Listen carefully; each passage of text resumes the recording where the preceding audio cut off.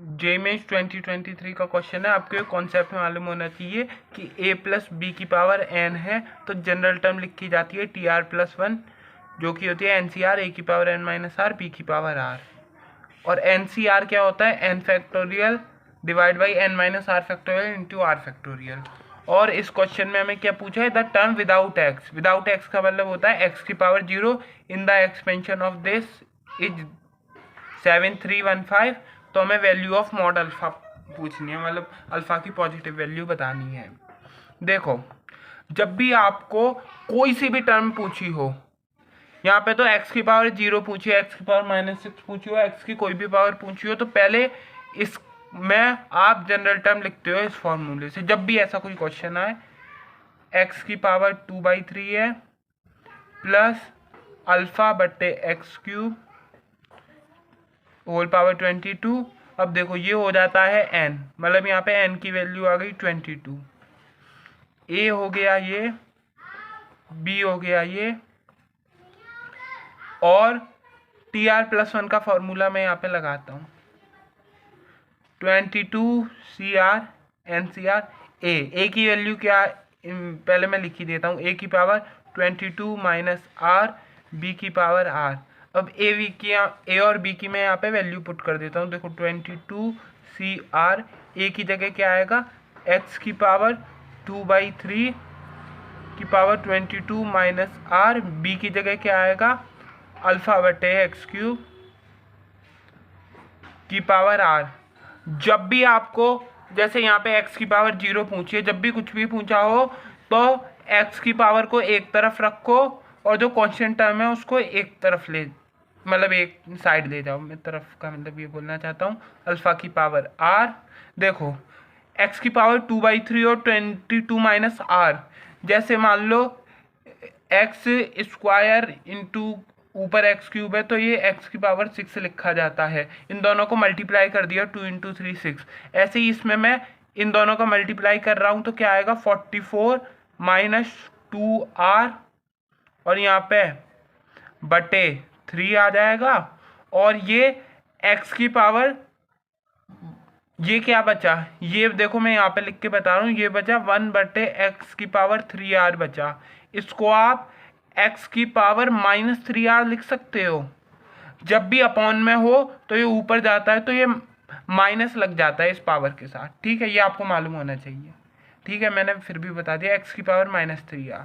अब देखो, आपको एक और बचपन में चीज मालूम सिखाई होगी, 2 स्क्वायर प्लस, मतलब 2 स्क्वायर इंटू 2 क्यूब क्या होता है? ये होता है 2 की पावर 5। जब ये बेस सेम हो तो ये पावर आपस में जुड़ जाती हैं। 2 + 3 क्या हो जाएगा? 5। ये आपने ऐसे पढ़ा होगा, a की पावर m इंटू ए की पावर n क्या होता है? a की पावर m प्लस n। ये और ये सेम होना चाहिए, तो इधर x और x सेम है तो ये पावर जुड़ जाएगी। तो मैं लिख लेता हूँ 22 सी आर तो है ही, अल्फा की पावर है x की पावर 44 माइनस 2r/3, तो ये हो गया -3r हो गया। अब क्वेश्चन में हमें क्या पूछा है? जो x की पावर 0 है इस एक्सपेंशन में, उसकी वैल्यू 7314 है। तो ये जो x की पावर है, ये पावर में है x के, इसको मैं 0 के बराबर पुट कर देता हूं। तो देखो क्या कर रहा हूं मैं, 44 माइनस 2r/3 -3r को मैंने 0 के बराबर पुट कर दिया। तो 44 माइनस 2r/3 अपने पास कितना आ गया? 3r। इस 3 का मल्टीप्लाई किया, 3 3 जा 9, तो 44 minus 2r equal to 9r हो गया। ये माइनस का 2r है, इधर जाके प्लस का 2r होगा, तो 11r इक्वल टू 44। तो यहाँ से r की वैल्यू 4 आ गई। मतलब जब मैं इस इक्वेशन में r की वैल्यू 4 पुट करूंगा तब ये x की पावर 0 बन जाएगी। आप पुट करो यहाँ पे 4 की वैल्यू पूरे इक्वेशन में, तो ये क्या बचेगा? 22, ये तो रफ काम हो गया एक तरीके से, 22c4 अल्फा की पावर 4 x की पावर 0। तो ये हमें बराबर दे रखा है 7315 के। Term without x is this, ठीक है? ये हमें किसके बराबर दे रखा है? 7315 के। अब देखो 22 C4 की मैं आपको वैल्यू निकाल के बताता हूँ।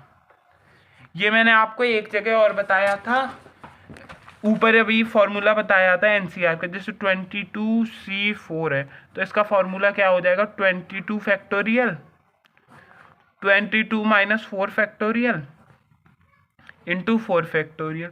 तो 22 माइनस 4 कितना होता है, 18। देखो 22 फैक्टोरियल को अपन क्या लिख सकते हैं, 22 into 21 into 20 into 19 into 18 factorial.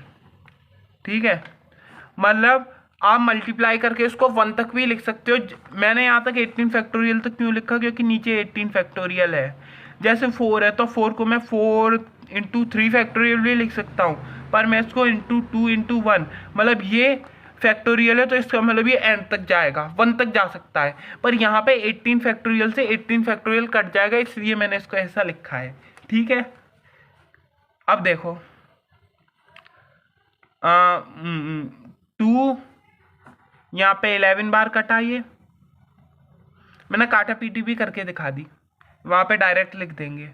4 5 जा 20, 3 7 जा 21, मैंने आपको काटा पीटी भी करके बता दी। 11 इंटू 7 इंटू 5 इंटू 19। अभी मल्टीप्लाई करके मत लिखना, वो मैं बता रहा हूँ क्यों। तो देखो 22C4 को मैंने यहाँ पे पूरा आपको वैल्यू सॉल्व करके बता दी, ये आया। तो मैं इधर लिख लेता हूँ 11 into 7 into 5 into 19 into alpha की पावर 4 इक्वल टू 7315। ठीक है, अब देखो ये सब डायरेक्ट मैं आपको काट के बता रहा हूँ। देखो 5 से ये कट जाएगा, मेरे को कैसे पता चला, देख के आप बोलोगे आप तो पहले से क्वेश्चन करे हुए, नहीं। देखो जिस वैल्यू के एंड में 5 आए या 0 आए वो 5 से कट जाता है, आप काटो इसको। 5 1 जा 5, 2 इधर आया, 5 4 जा 20, 5 6 जा 30, 5 5 जा 25। गलत काटा है क्या, देखो ऐसे मैं आपको ऐसे काट के बताता हूँ। 7315 और ये डिवाइड बाई 5, तो 5 1 जा 5, ये 2 बचा। 5 4 जा 20, 5 6 जा 30 और 5 3 जा 15, ये 3 है। अरे मुझे तो आता है, मैं आपको चेक कर रहा हूँ। 1463। ठीक है, अब ये किससे कट सकता है, अब इसको अपन 7 से काट के देखते हैं। 1463 अब 7 से कटेगा क्या, कटेगा मतलब डिवाइड होगा। 1473 को मैं आपको 7 से 1463 को मैं आपको 7 से डिवाइड करके दिखा रहा हूँ। 7 2 जा 14, 6 आया, ना जाने का 0 आएगा क्योंकि ये देखो इससे डिवाइड नहीं हुआ ना, ये 3 आया। 7 9 जा 63, तो ये 9 से ये कट गया। 209 आया, मैं 7 से इसको काट के 209 लिख देता हूँ, गिचड़ पिचड़ हो गई तो मैं इसको आपको बता देता हूँ। अल्फ़ा 4 इक्वल टू 209 बचा अभी तक। देखो अब 209 इनमें से पहले मैं 11 से करके बताता हूँ, डायरेक्ट ही करके बता देता हूँ। 11 1 जा 11, 9 बचा, 11 9 जा 99।